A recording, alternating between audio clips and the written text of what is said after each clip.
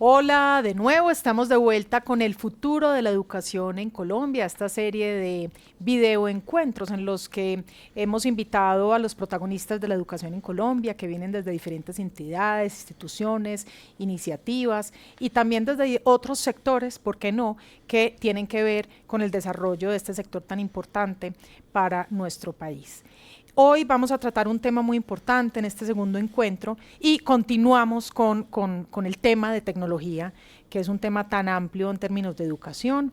Hemos llamado este encuentro de hoy Inmersión de herramientas y lenguajes tecnológicos en educación básica y media. Todos sabemos pues que sobre todo en la educación básica y media pues los computadores, las tablets, los teléfonos celulares se han convertido, digamos, en aparatos que hacen parte ya casi que de ese ecosistema y de los materiales que piden los colegios. También sabemos que hay países donde en los colegios no piden ya ni libros ni cuadernos, sino solamente un iPad y ya está todo contenido. También sabemos que en nuestro país recientemente un grupo de colegios se unieron para prohibir el uso de los celulares en el colegio. Vamos a hablar de ello también, pero sin duda lo que es cierto es que la tecnología está aquí para que no solamente nos adaptemos a ella, sino que la apropiemos, la aprovechemos, podamos aprovechar lo mejor que nos brinda y por qué no desarrollar a partir de ella conocimiento y también seguir aprendiendo a relacionarnos los unos con los otros, que es algo que se aprende tanto en el colegio como en la universidad. Nos acompaña hoy un grupo de invitados maravilloso, diverso. Quiero presentarlos a todos ellos. Está conectada de manera remota María Vélez, quien es la directora ejecutiva y fundadora de Crack the Code. María ya nos había acompañado en un encuentro presencial en la ciudad de Cali, está acompañándonos de manera remota. Crack the Code es una escuela de código, programación y tecnología dirigida a niños y jóvenes, algo tan importante siempre. En otras conversaciones siempre sale a flote esa idea de que en un futuro cercano, si no es ya, los niños van a salir de los colegios y va a ser tan importante salir del colegio sabiendo sumar y restar y leer y escribir como aprendiendo a echar código. Entonces esas iniciativas empieza uno a ver ya varias escuelas de esas características, pero digamos que Crack the Code es pionera en esta enseñanza a nivel Latinoamérica. También nos acompaña Daniel Garavito, quien es fundador y CEO de Educol.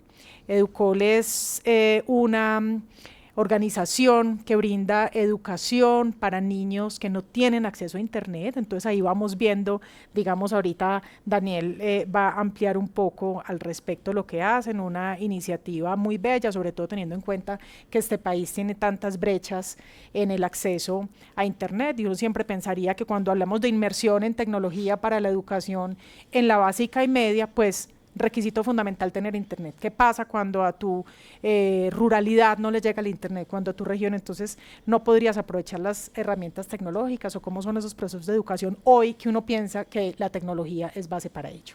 Y nos acompaña también aquí María del Rosario Concha. Muchas gracias, María, por acompañarnos. María del Rosario, quien es la rectora del Colegio Santa Francisca Romana en Bogotá, más conocido como Las Pachas, que después de nosotros hacer aquí internamente una investigación y pensar, tenemos la oportunidad de invitar a una rectora de un colegio de Bogotá, porque lo íbamos a hacer aquí en las oficinas nuestras en Bogotá, esta conversación, ¿a quién deberíamos invitar? Revisemos qué colegios están realmente innovando. Uno siempre sabe que todos los colegios están muy metidos en esto, no quiero decir que no lo estén todos. Sin embargo, Las Pachas, bajo el liderazgo de su rectora, vienen incursionando, digamos, en unas iniciativas bien interesantes, impulsando, digamos, todo el uso y la apropiación de estas herramientas tecnológicas para acelerar los procesos de aprendizaje en el aula, particularmente con una iniciativa que nos llamó mucho la atención, que se llamó Ingenious Challenge y el Pachas Bot.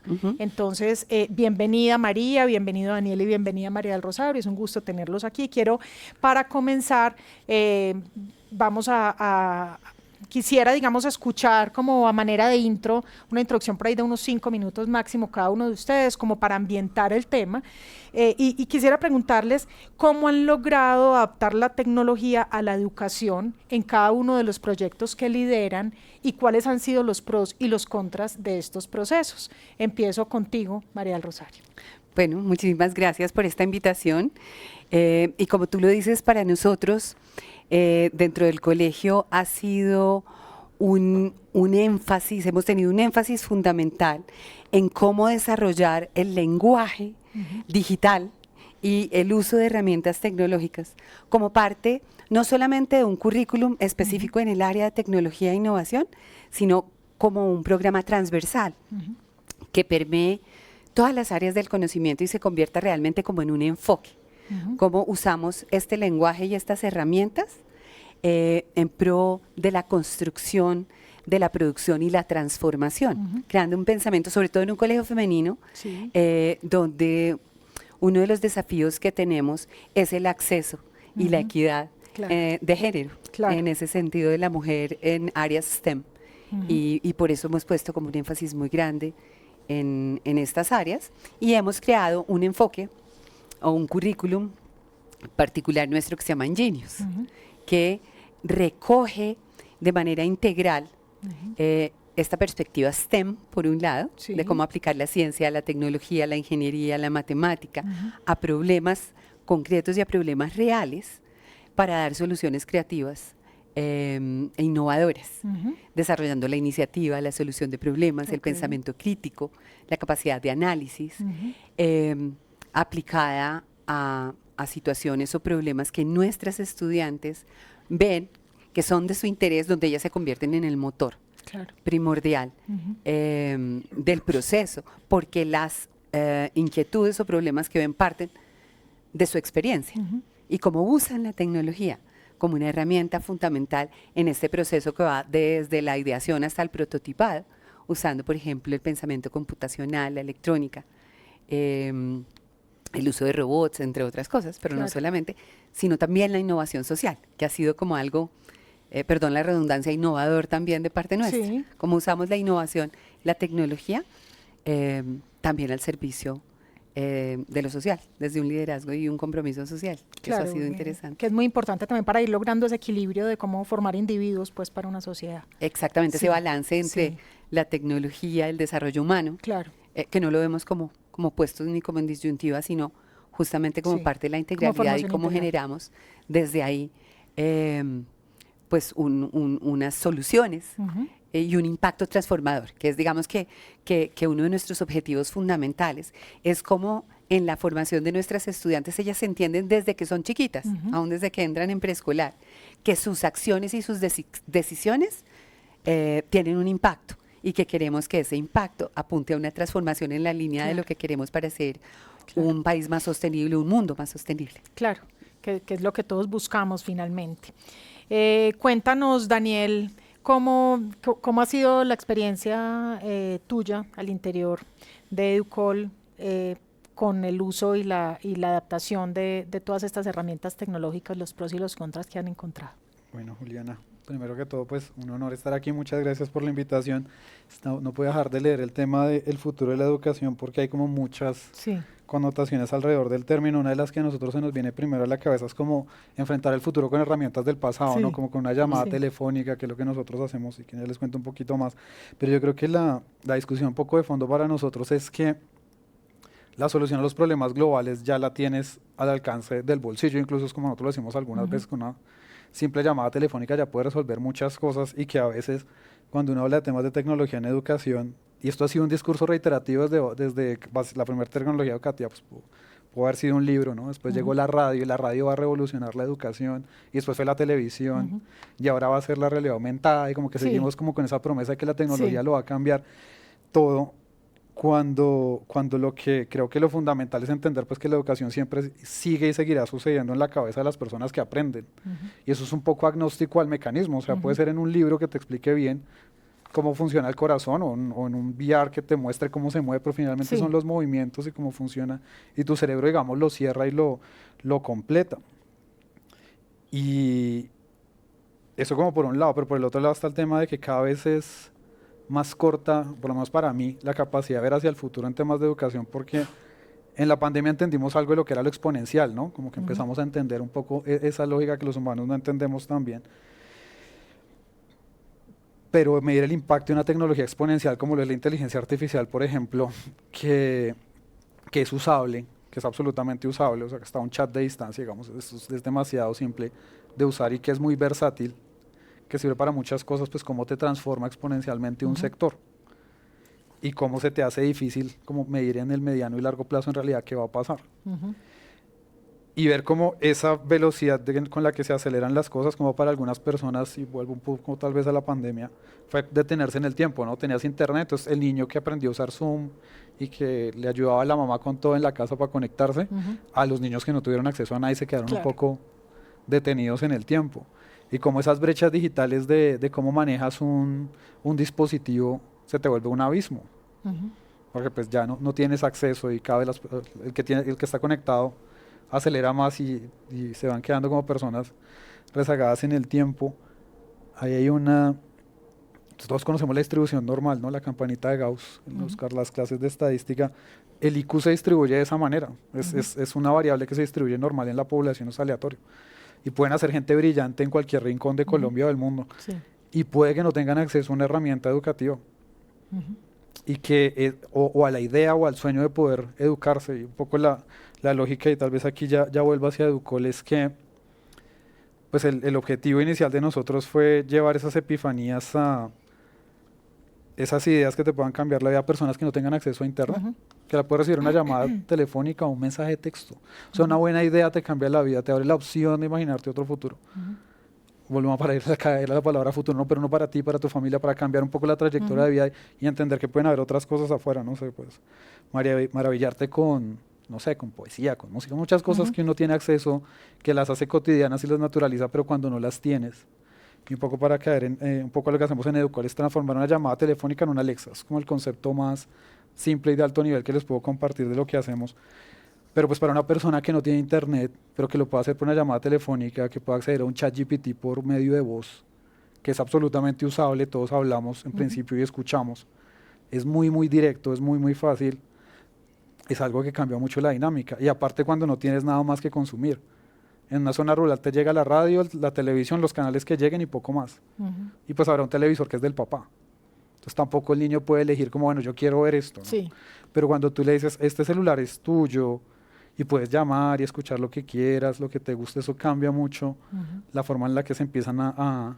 ¿Es el teléfono la herramienta? Sí. Es una llamada telefónica, digamos, es un teléfono convencional, te funciona en una línea fija, en un smartphone, en una flecha, que mal llamamos flecha. Sí.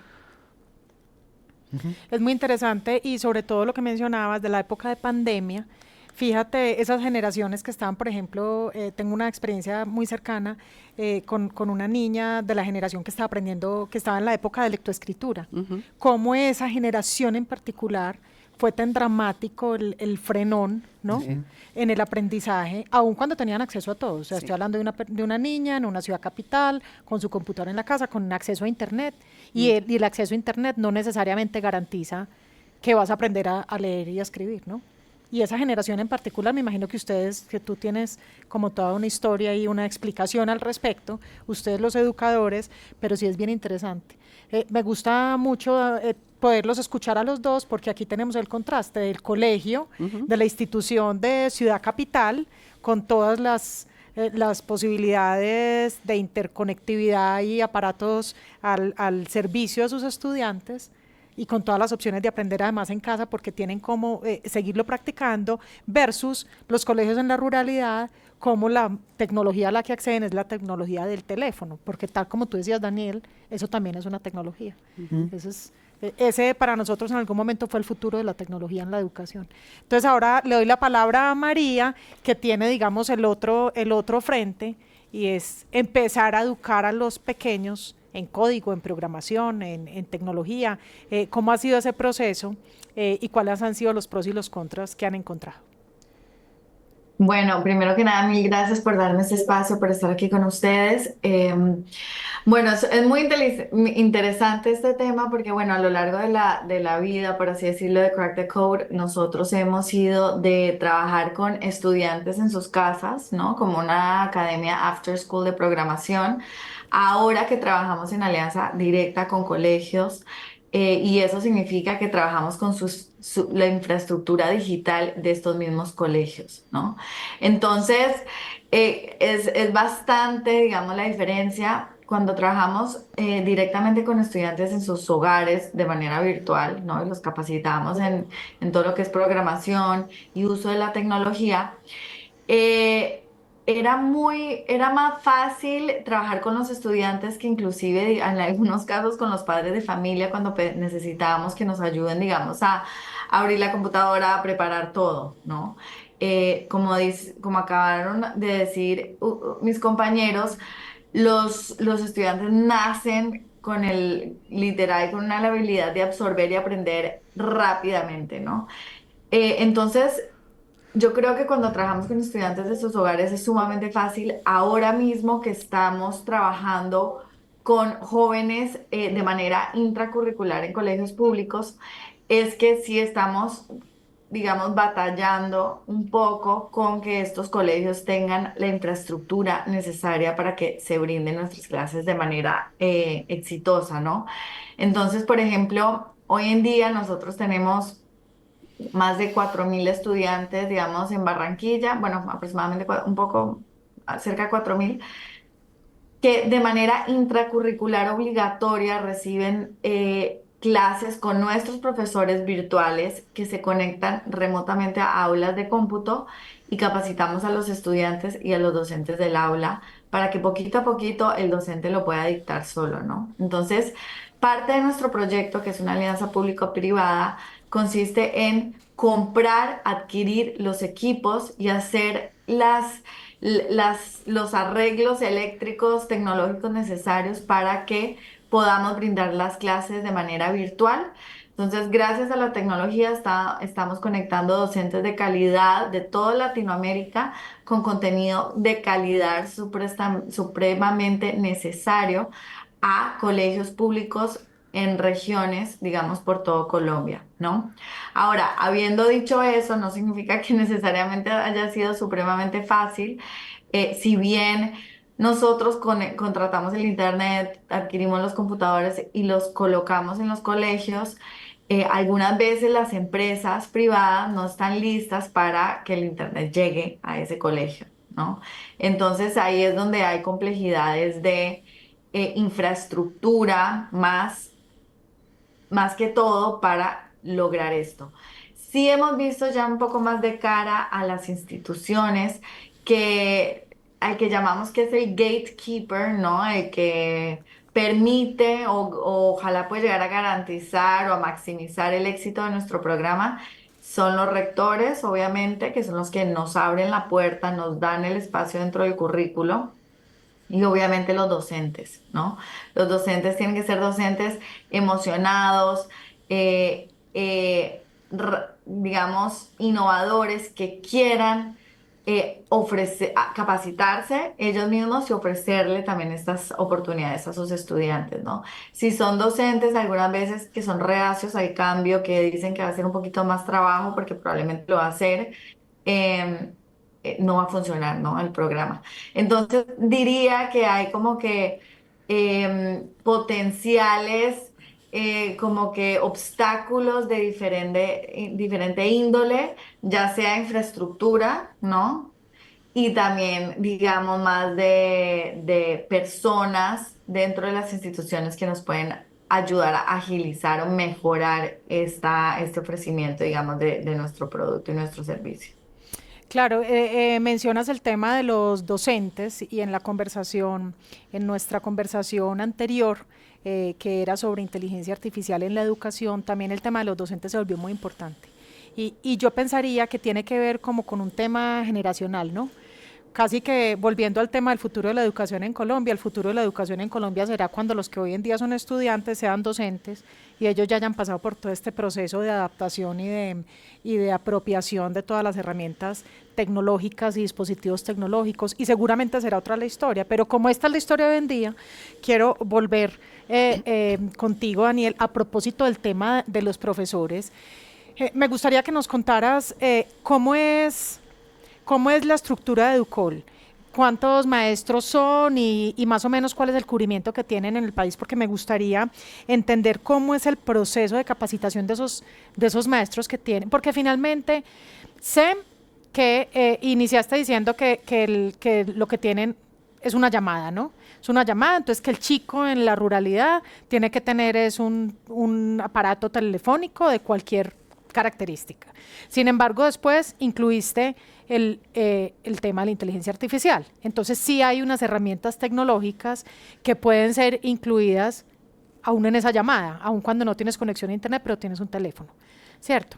¿Cómo es ese proceso, digamos, de capacitación a los maestros? Porque sin duda los niños en los colegios, en la ruralidad, como dices tú, también oyen radio, también ven televisión, entonces también la tecnología les empieza a llegar de otra manera, aunque no haya internet, lo que es bien paradójico porque uno siempre piensa, educación más tecnología igual, esto está atravesado por internet, y por eso me gusta tanto tenerte en esta conversación hoy, porque es un caso de educación más tecnología sin internet. ¿Cómo es la capacitación de los profesores y cómo es ese proceso para, aún sin internet, lograr toda esa apropiación tecnológica con los chicos, porque son otra generación, ¿no?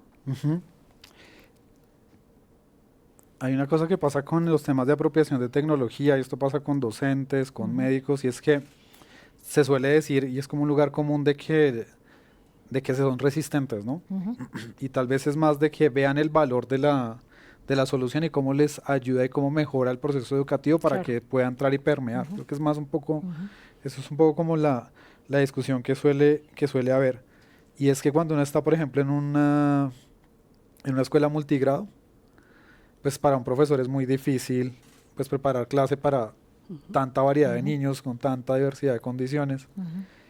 Y ahí entras a ayudar, digamos, a resolver gran parte del problema, y es el tema del delivery del contenido, ¿vale? Como por medio de una llamada telefónica logro hacer un poco un símil de Radio Sutatensa, pero como 2.0 en la medida que es más por demanda, puedo llamar cuando yo quiera, tengo acceso a internet, puedo responder una pregunta de selección múltiple con única respuesta por medio de un teléfono de teclitas, cosa que empieza a ayudar a agilizar el trabajo de los docentes. Eso es como uno de los puntos de cómo ayudas y cómo permeas. Lo segundo es que pues, Colombia tiene esa experiencia educativa increíble, que es algo de lo que yo creo que nos debemos sentir muy orgullosos todos como colombianos, y es que le probamos al mundo que con una radio podíamos educar a millones de personas y una cartilla y ganas de Monseñor Salcedo, digamos.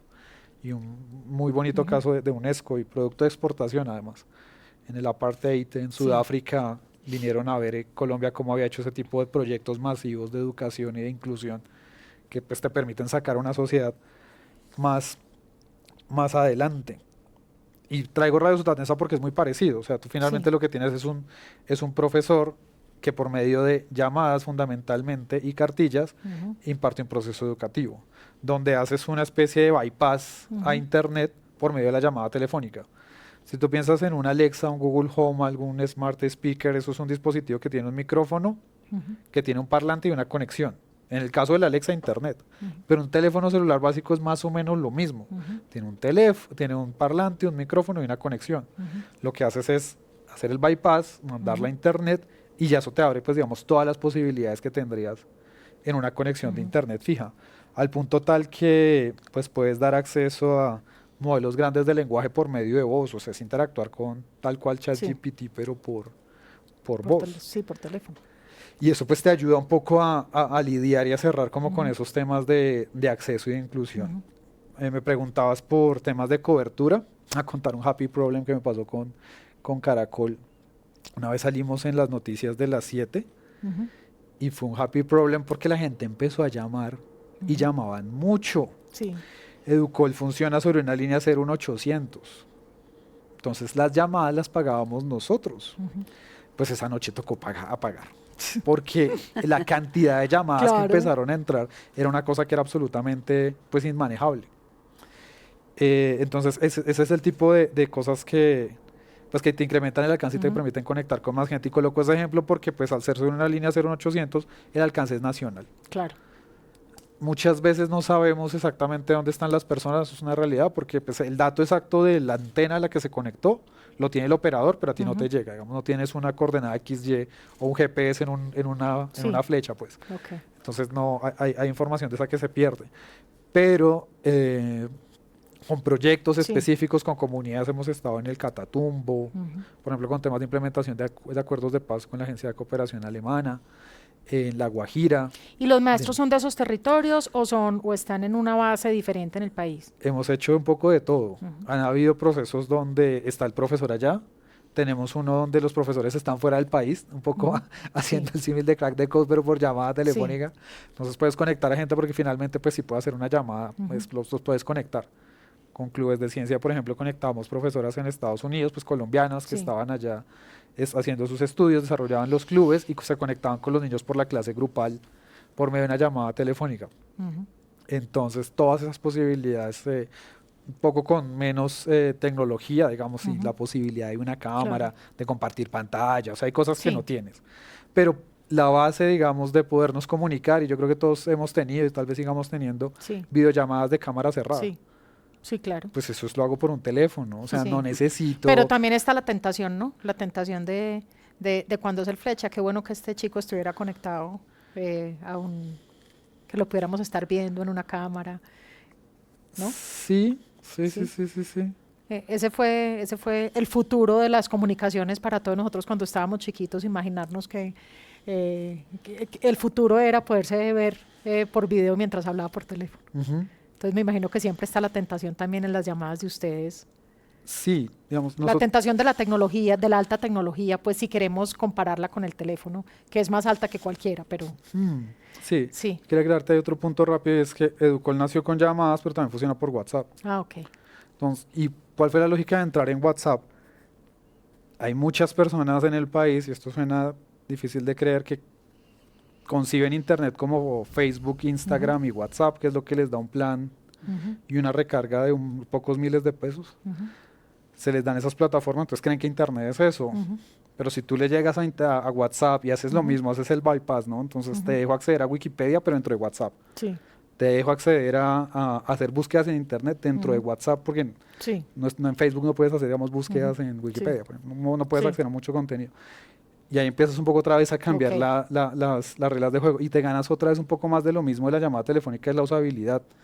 Yo puedo tener la plataforma mejor diseñada en el mundo, que no va a ser mejor que algo que yo ya sepa usar y que uso todo el día, como WhatsApp. Entonces también quitas un montón de barreras. Por ejemplo, lo estamos haciendo con la Fundación San Antonio aquí en Bogotá, que ellos forman chicos que tienen problemas económicos, les hacen refuerzo escolar y lo hacen todo vía WhatsApp, por ejemplo. Y eso te da como otras posibilidades y un alcance diferente. Entonces también tienes un poco de eso, ya estamos un poco también rozando esa alta tecnología de la que hablaba. Claro. Bueno, muy bien. Ahora pasando ya al uso full de la tecnología, María del Rosario, ¿cuáles son, si tú tuvieras que mencionarnos aquí tres grandes retos que ustedes ven en el uso de esas herramientas tecnológicas en la educación, en el colegio, en la educación básica y media, ¿cuáles serían esos tres, si tuvieras que enumerar tres grandes retos? Bueno, hay uno que es el uso maravilloso de todo lo que implica el aprender de esos recursos que nos abren las puertas al mundo, al conocimiento y sobre todo a múltiples posibilidades transformadoras, como decir, si yo tengo un problema interesante que plantear y tengo una muy buena herramienta tecnológica que me ayuda, aplicando unos códigos a crear, qué sé yo, la cura para una enfermedad X y tengo los recursos, pues eso es una herramienta maravillosa que uso dándole como el lugar que tiene. Pero por otro lado, el riesgo grande ahí es cómo seguir formando en que los recursos y las herramientas o ese recurso primario debo ser yo mismo. Es decir, cómo cuento con la iniciativa, la capacidad de pensar, significar y resignificar los problemas de una manera en que el mismo problema que veo, dependiendo de las preguntas que me haga, tiene soluciones o puede tener soluciones e impactos distintos. Si yo no estoy siendo formada de una manera sólida y robusta en ese sentido, puedo usar esa herramienta que me sirve de manera creativa para transformar en una herramienta en la que busco que me dé la respuesta. Es decir, si la empiezo a usar solo como desde el uso o la aplicación, pensando que ahí está la posibilidad de construir y de transformar, es como darle el poder o sea, ahí sí la inteligencia a la inteligencia artificial. Y oí la otra vez una frase que tiene todo el sentido y es: no hay nada más poderoso que una máquina que un ser humano inteligente que usa de manera inteligente una buena máquina. Sí, claro. Pero es fácil confundirse y darle el poder a la máquina. Y quizá desde ahí el terror que se ha empezado a generar, ¿qué va a pasar con la inteligencia artificial? ¿Nos va a reemplazar? ¿No? Pero el creer que eso puede pasar, sí, es un riesgo gigante. Claro. Que entonces empecemos a usar esta tecnología desde el consumo y no desde la posibilidad de producir, de construir y de transformar. Ese es un reto muy grande. Luego también el otro reto es como ese balance entre el uso de la tecnología, la ciencia, pero también como el desarrollo humano. Sí. El fortalecimiento de las relaciones, de las emociones y de la formación en lo social y en lo emocional como intencional desde la educación, ¿no? Y creer, es el otro gran desafío, creo yo, que porque nuestros niños nacen en una era digital y usan bastante bien las herramientas o dispositivos tecnológicos, y en ese sentido son nativos digitales, tienen inteligencia digital. Claro. Creo que es distinto absolutamente, y eso nos puede confundir.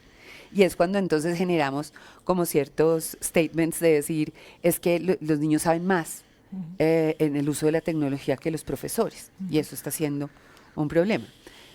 No diría que el problema está ahí tanto como en que necesitamos cambiar paradigmas en educación y en esa forma de aproximarnos al cambio o la resistencia, cierta resistencia al cambio de los adultos y los profesores, que es en la que tenemos que formar, romper un paradigma para formar más en esas habilidades blandas del desarrollo de la iniciativa, donde los estudiantes tengan la posibilidad de escoger, de tomar decisiones, de resolver proyectos que son de su interés, que son propuestos por ellos, es decir, formar y educar en la diferencia para desarrollar el máximo potencial. Y ese es un desafío grande, pero ahí la inteligencia artificial nos puede ayudar un montón, por ejemplo. Total, sí, aprender a utilizarla, ¿no? Exacto. Esta me sirve para continuar con pues, tu intervención, con lo que terminabas, para ahora extenderle a María una pregunta, porque claro, María forma precisamente en todo lo vinculado a STEM, ¿no?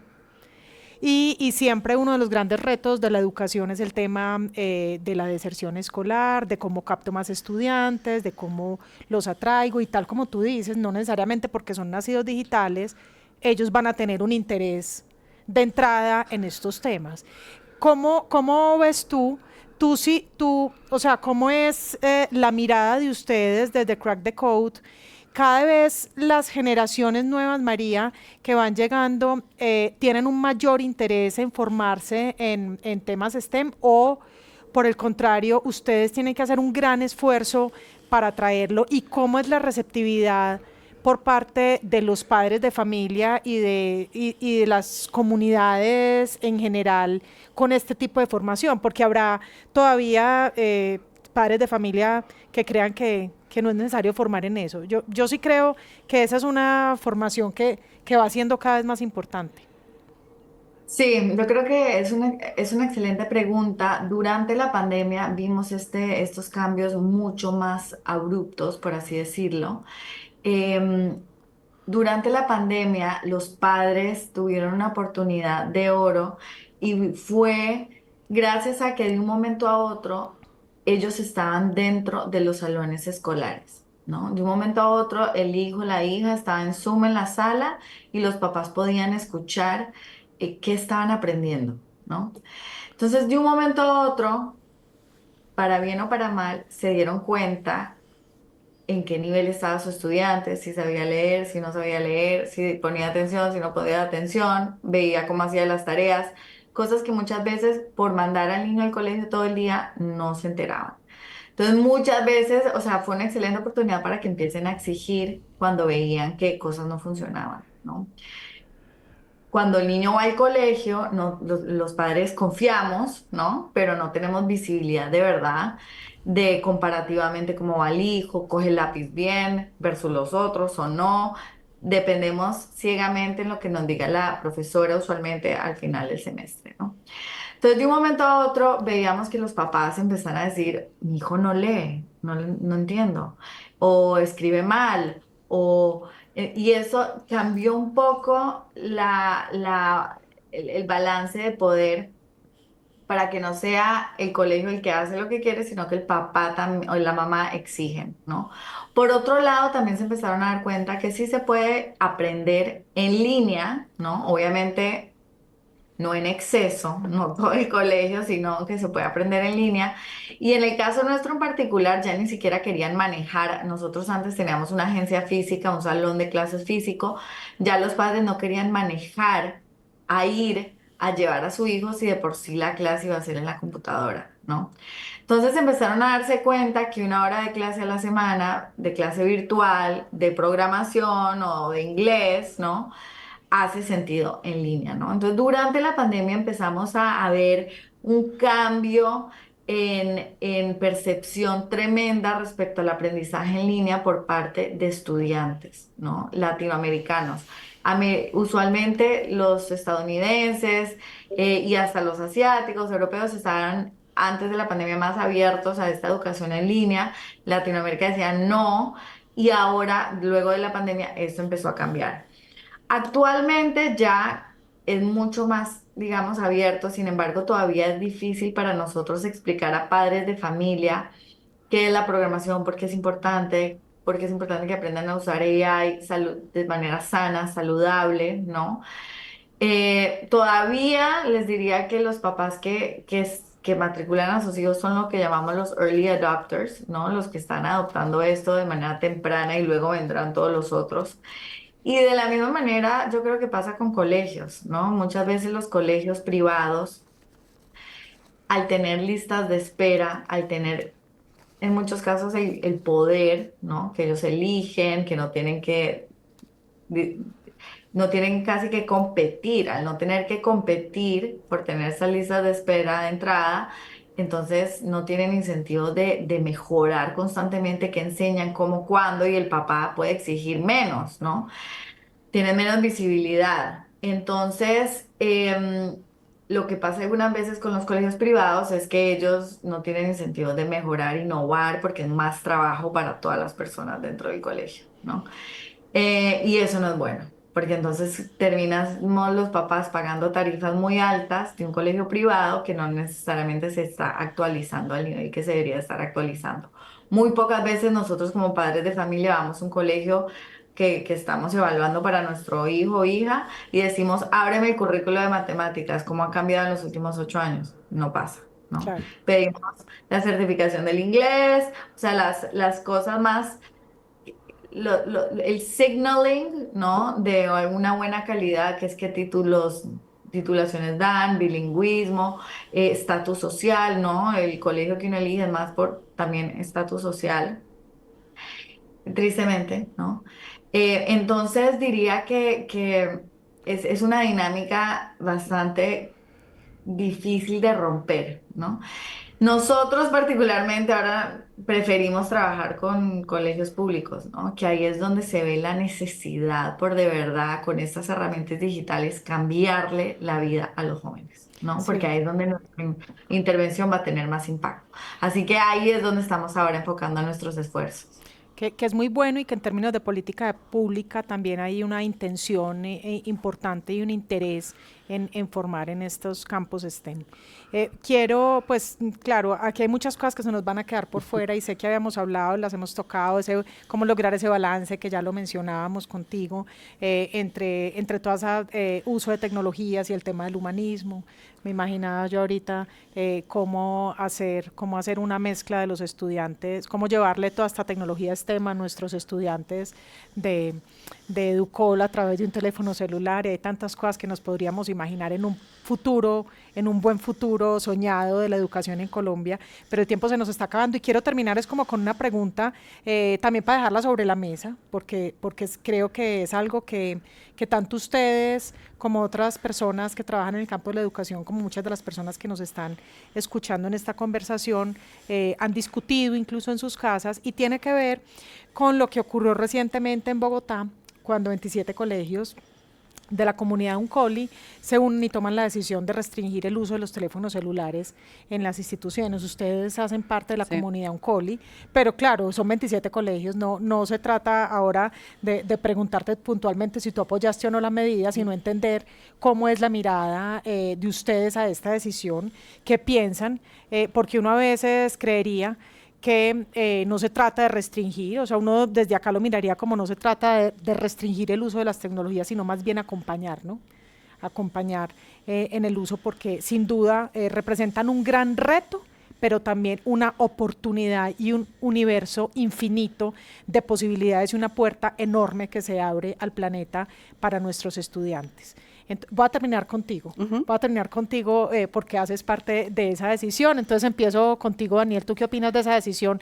Y ya para cerrar, te voy a dar así como un minuto. Ok, oh, wow, son muchas cosas. Uno, está este tema de la ley de Moore, ¿no? Como que los componentes electrónicos se hacen el doble de pequeños y el doble de potentes, y una versión positiva como es la tecnología, como los humanos aumentados, digamos, con inteligencia artificial y celulares es más inteligente.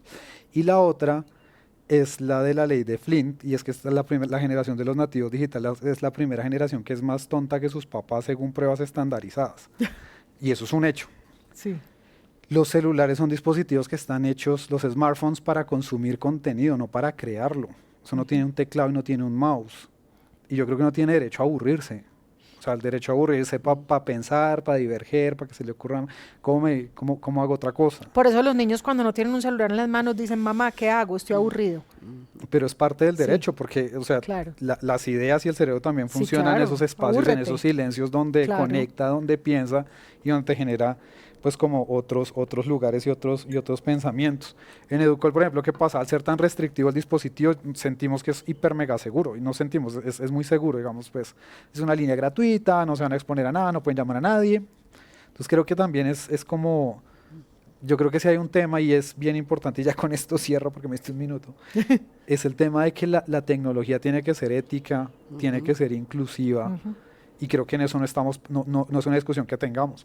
Cuando salió y volvemos a la pandemia, las vacunas nos enseñaron cómo un dispositivo, cómo una tecnología en salud se tiene que aplicar a un cuerpo humano, y eso es un proceso complicadísimo. Tiene que pasar una serie de pruebas de seguridad, de un montón de cosas. Pero a ti te ponen TikTok y nadie evalúa eso. Simplemente te lo ponen, y eso afecta a un nivel de salud, tal vez el más importante, que es tu salud mental. Y esas tecnologías, eso no se evalúa, simplemente exponemos a los jóvenes a ese tipo de cosas. Si a mí me preguntan, yo celebro la decisión. Celebras la decisión. Bueno, quiero saber, María, ¿qué opina? Si celebra esa decisión o no.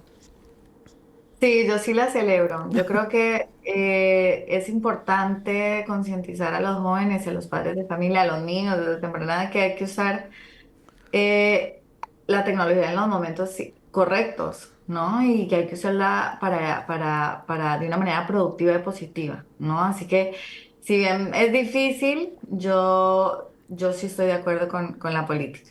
Oye, María, y me tomo aquí el atrevimiento con los otros dos invitados de hacerte una pregunta. Tú que vives en Estados Unidos y sé que allá muchísimos colegios, como decía yo en la introducción, utilizan el colegio es una tablet, no tienen ni cuadernos ni libros, como muchos de los colegios sí los tenemos aquí en Colombia. ¿Cómo podría ser eso posible? Si tú igual con una tableta tienes ahí el celular. Bueno, justo me estaban contando la semana pasada que uno de los colegios más importantes, yo vivo en Florida, uno de los colegios de los top 10, digamos, de Florida, ya lanzó su policy en contra de celulares. Para todo high school, todo middle school, todo el colegio. ¿Y qué Y pasa los con la papás. tableta? Bueno, la tableta es una tableta del colegio, que Ah, ok. tiene cada estudiante recibe una tableta del colegio, que tiene obviamente todo bloqueado y Ok, súper limitado, ok, restringido que pueden hacer con ella. listo. Exacto. Bueno, entonces terminamos contigo. Bueno, pues justamente yo en todos los colegios de UNCOLI, de hecho, Sí. respaldamos la medida y cada quien lo que ha hecho es determinar su política, ya Sí. con aspectos muy específicos. Pero ahí lo primordial que yo pienso es cuando pensamos en el uso de dispositivos electrónicos en el contexto escolar, uno tendría que preguntarse ¿para qué? ¿Cuándo? ¿Cómo? ¿Dónde? Hay contextos. ¿Cuáles son los contextos para cada cosa y cuáles son las mejores herramientas o dispositivos electrónicos adecuados para el fin o la intencionalidad que pretendemos lograr? Tú preguntas la tableta. María dice, bueno, una alternativa es que los colegios ponemos los dispositivos. Otra, aún que los estudiantes traigan su own device, digámoslo así. Sí. Las tabletas, si no vienen con el internet, sí. Dependen del internet del colegio, donde ahí se puede controlar y regular las páginas a las que entran. Hay bloqueadas cierto tipo de páginas o de redes sociales, en fin, entonces es distinto porque tendría una intencionalidad para el aprendizaje. Entonces también hay que regular y restringir en dónde el uso de qué dispositivos. Específicamente comparto lo que decía Daniel del celular. El celular es básicamente una herramienta de consumo, donde además tenemos que ser muy responsables en los colegios o en la educación en general de tener en cuenta las etapas del desarrollo. ¿Cuándo estaría listo un Claro. estudiante, estamos hablando de menores de edad, para consumir una cantidad de información y además que genera pues presión social, que genera en la sociedad de consumo el, digamos, ser manipulados o manipulables si no estamos todavía con un desarrollo cognitivo que nos permita tomar decisiones para decir esta información sí, esta información no, toda una formación ética, no solamente desde la filosofía y la ética, tú preguntabas, sino desde la ética, cómo se fomenta la construcción de un pensamiento lógico también, que me permita tomar decisiones informadas. Y ahí yo siempre pienso es, uno como papá o madre de familia, ¿a qué edad le daría las llaves de su casa a su hijo? Y no siempre pensamos de la misma manera cuando entregamos un celular, está preparado, tenemos la posibilidad los adultos de acompañar. Claro, o el carro. Exactamente, hay edades para cada cosa. De hecho, el acceso a redes sociales está reglamentado a unas edades, antes de 14 años, unas de 16 no se debería, y eso no sucede. Entonces estamos hablando de una responsabilidad gigante de un uso indiscriminado de celulares y además están las investigaciones donde claramente han demostrado el impacto que está teniendo a nivel cerebral, social, emocional, el uso prolongado de pantallas. Entonces, regular los contextos, los tiempos, el para qué, es parte de enseñar y formar en el buen uso de la tecnología. No solamente teniendo el dispositivo ahí, es el hecho de regular y restringir, es decir, aquí no es poner un límite, es poder formar en la capacidad de la posibilidad de aplazar, de no la inmediatez, que eso está generando que estamos perdiendo el ejercicio de la voluntad. Todo tiene que ser ya. Comparto plenamente lo que dice Daniel de el valor del ocio. Del aburrirme es lo que genera en gran parte las grandes ideas, la posibilidad creativa de jugar a cosas distintas y sobre todo de volver a relacionarnos, desconectarnos, es un poco la idea de la política durante unos tiempos, de ese tipo de dispositivos para reconectarnos de otra manera con las ideas, con el bienestar, con los otros, con los que están presentes, con nuestras emociones y con las de otros. Y eso es una responsabilidad gigante que tenemos los colegios, si sabemos que hay cosas que no hacen bien, o el exceso de algo no hace bien, como cuando uno sabe el azúcar en exceso, qué impacto produce, tenemos la responsabilidad de regular y de formar en eso. Claro. Bueno, pues muchas gracias. Creo que con este tema de inmersión de herramientas y lenguajes tecnológicos en educación básica y media, tienen una gran responsabilidad los colegios, las instituciones educativas, las organizaciones que están trabajando en temas de educación de diferentes tipos, pero sin duda también los padres de familia, porque los aparatos tecnológicos también están en la casa, el chico llega del colegio y también se puede conectar en su casa a hacer las tareas y ahí también va a tener ya acceso a todas estas herramientas. Entonces la educación sobre todo ya en la media continúa en casa. Creo que quedan muchos temas sobre la mesa, ojalá pudiéramos seguir conversando y seguramente lo vamos a seguir haciendo en unos encuentros siguientes y también en nuestro encuentro presencial en la ciudad de Bogotá el próximo 9 de agosto. Muchas gracias a ustedes por acompañarnos, a María, a Daniel y a María del Rosario, ha sido un gusto tenerlos con nosotros y también a todas las personas que nos ven a través de las plataformas digitales de Prisa Media. Esto es el futuro de la educación en Colombia.